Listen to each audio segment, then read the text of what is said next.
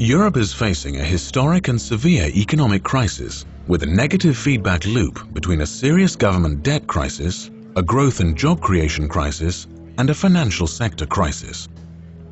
Europe has set out a plan to deal with the economic crisis, and Europe now needs to focus on realizing the plan. Europe has to exit the crisis, to prevent new crises, and to focus on stronger growth and job creation.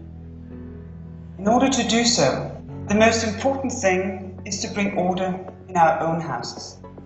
At the European level, we have set out a comprehensive plan to deal with the crisis, with a safety net, with new rules of the game to focus on sound economic policies and stronger regulation of banks.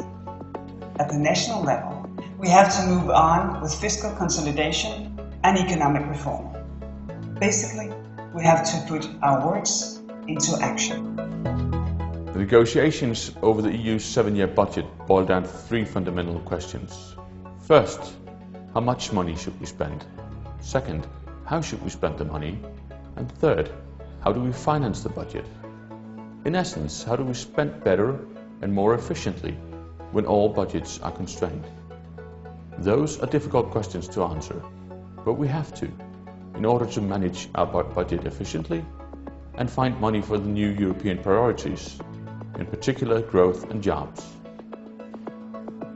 The multi-annual financial framework for the EU from 2013 to 2020 and the major underlying policy areas will be negotiated during the Danish EU presidency. These negotiations will be a central issue, but are not expected to be concluded during the Danish presidency.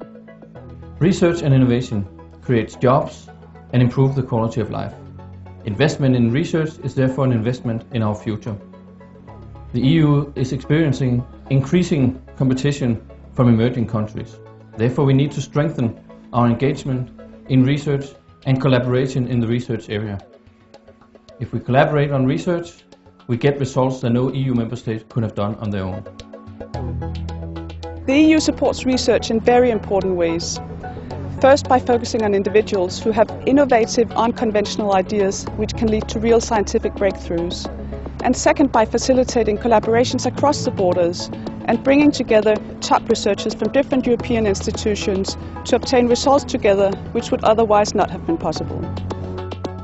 The common agricultural policy is another aspect of the multi-annual framework that will be negotiated but not terminated during the Danish presidency. This budget line accounts for approximately 40% of the EU budget.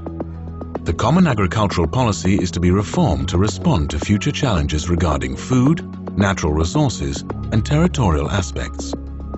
The common agricultural policy is part of the solution to the challenges that Europe is facing.